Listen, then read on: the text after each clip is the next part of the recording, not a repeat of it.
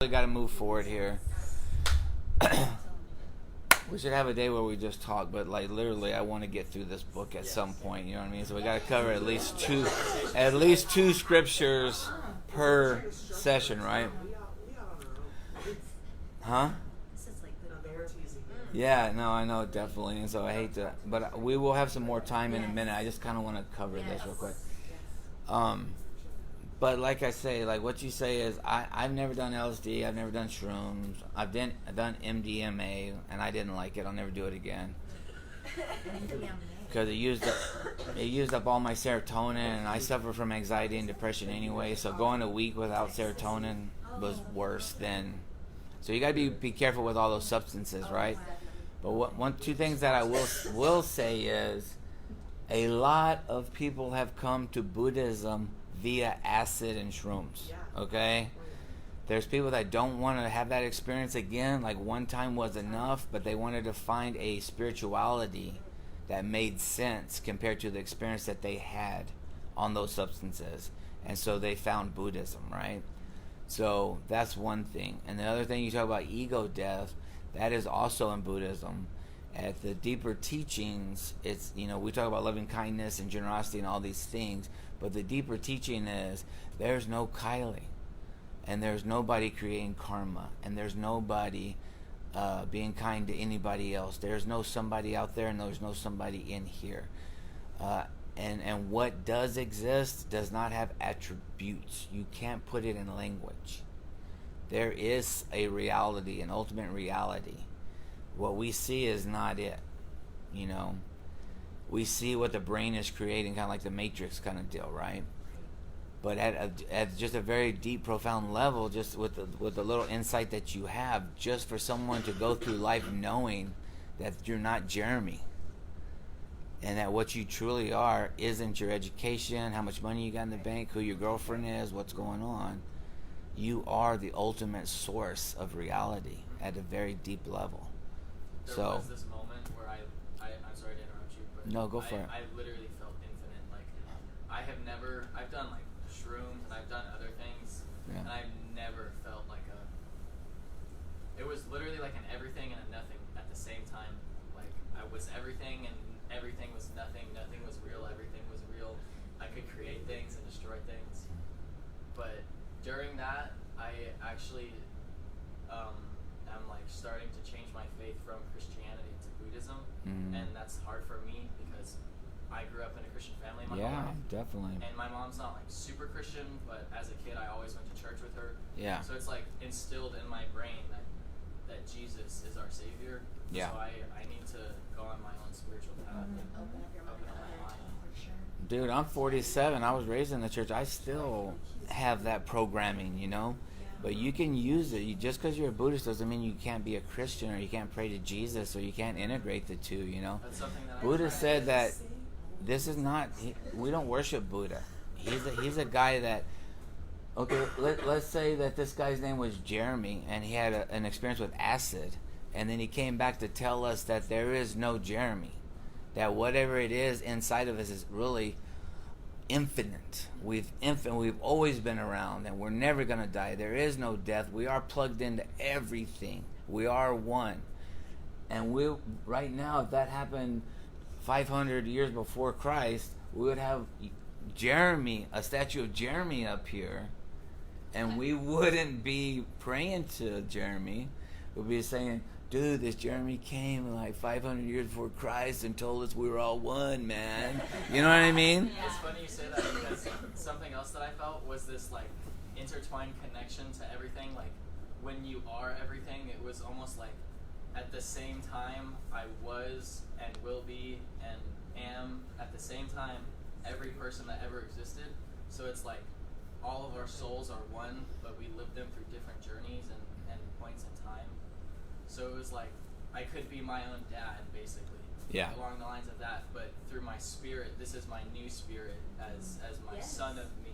Or I was even looking at my dog, and I was like, maybe my next life as a dog, I'm my dog, and my owner will be me, Jeremy, and it'll be at the same time, but I'll be in my dog's body, not mine. Like different And that's why Yeah, I don't. like multiple And that's why I don't take acid, folks. It was so awesome. Wait. Did you do it again? 100%. Oh. No doubt. I have a question on ego death. Is it always Okay. like a sudden type of event, or Like can it the, be a the gradual energy process? crystals? So Satori is a sudden enlightenment, but most of the time it's a gradual thing, and you don't have to take any type of substance. You can do it by drumming, Native American drumming, meditation, chanting, and basically all he's saying is he found out that whatever labels that you have put on yourself, you're not those labels. Whatever's looking out of those eyes at me right now, that same thing is looking out of this thing at you. It's the same thing looking at each other. You know what I mean? And so I'm not a psychedelic guy or whatever. I think that you can get there through various means. You know what I mean?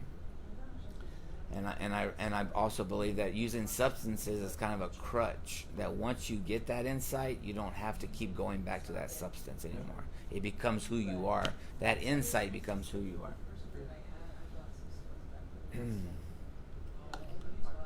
Okay, guys, let's go. Here we go. All right, so Shantideva says that speaking of fathers and mothers and gods and everything, he's comparing the Bodhisattva, this idea that the Bodhisattva, do you know what a Bodhisattva is? So Shantideva is saying that in Buddhism there's this spiritual superhero, and that this is how we should all be. People caring about others before themselves, loving on each other and caring about the world and all this stuff. Almost like the Buddhist version of Jesus? Yes, Jesus was a Bodhisattva in Buddhism. Okay, and the only difference there is that Jesus would have chosen to keep reincarnating and coming back over and over and over and over as a Bodhisattva to help all people. And he wants all people to find enlightenment and get off of this wheel of rebirth. And then when the very last blade of grass is liberated, then the Bodhisattvas find liberation themselves. Until then, they keep coming back, you know. So for all we know, Jesus might have come back in numerous forms in disguise, you know, to help other people. So Shantideva is saying that this wild feeling of love for other people that the Bodhisattva has, he says, do even fathers and mothers have such an intention towards their children? Do even the gods and sages, does even Brahma himself have such a feeling towards others? If those beings have never before even dreamed of such an attitude for their own sake, how would it ever arise for the sake of others? So he's saying, like, even mothers and fathers, like Kayla was saying, or who about eating their young. You know, in the animal kingdom, sometimes animals eat their young. Well, in the human realm, we know that Child Protective Services goes and takes kids out of homes all the time from bad parents, right? So there is such a thing as a parent that doesn't give a crap about their kids or whatever and treats them poorly, abuses them and that kind of stuff. So Shantideva is saying that even though you're a parent, that doesn't mean you have that same type of love for your kids, right? And then he also talks about gods. He talks about Brahma, which is the ultimate god in Hinduism. But for us, Christianity, right? So yes, Jesus is a bodhisattva, but the Christians and the Jewish faith, they read the Old Testament, and the God in the Old Testament is vicious. Like, if you're caught in adultery, they stone you to death, you know? There's no forgiveness. And then judgment. Even in Islam and even in Christianity, it's like, hey, you're gay or you're transgender or you're whatever. You're going to hell, buddy, because you're not like us. You know what I mean? And this is people that believe in the holy book. And when you read the holy book, Jesus was the bodhisattva, but everybody around Jesus was still stoning people to death, and they end up killing Jesus in the New Testament. You know what I'm saying? So Shantideva is saying, look at these gods and look at what they teach and look at these holy books.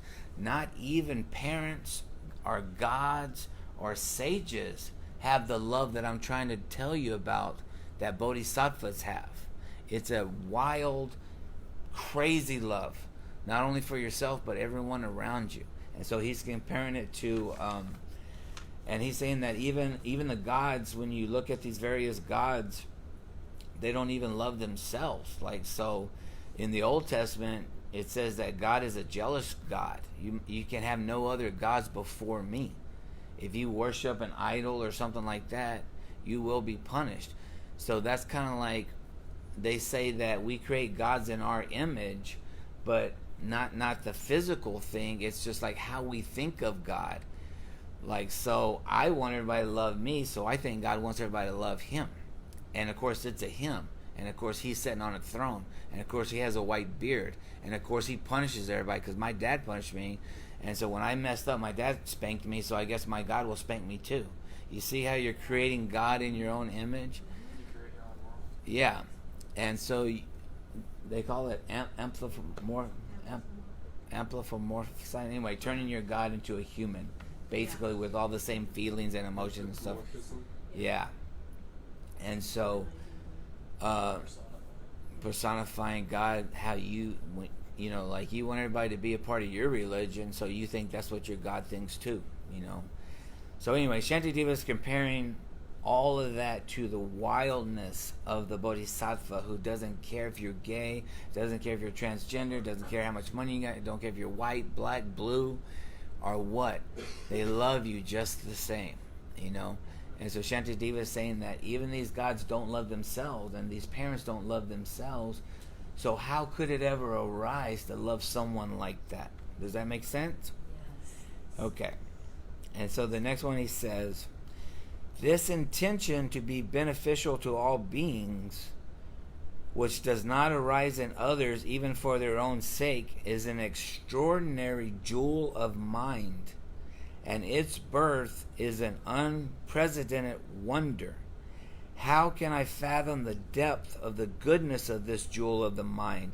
It is the panacea that relieves the world of pain and is the source of all its joy. I hope I'm saying that right. Panacea, it says it's coming from the Greek word that means all healing. Panacea. So Shantideva is saying that, so panacea means it's like the antidote. It's the cure.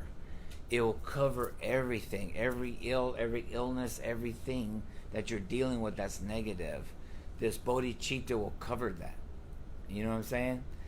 And so he says that in this dark world where everybody's fighting and angry and malicious and striving for power and full of greed, this tiny feeling of bodhicitta that is growing in our hearts, that's like a jewel, a precious jewel. It's a jewel of the mind. It's actually called the mind of enlightenment. It'll both lead you to enlightenment and everyone around you. Everybody you affect with bodhicitta will step that much closer to enlightenment. So this jewel of the mind known as bodhicitta is the antidote, the answer for the world's problems. We should find it now and find ways to increase it. Make sense? Yes. And so when he says that it's the panacea or the antidote, why do you think he says that? That bodhicitta, this mind of enlightenment, could be the antidote for the world's problems?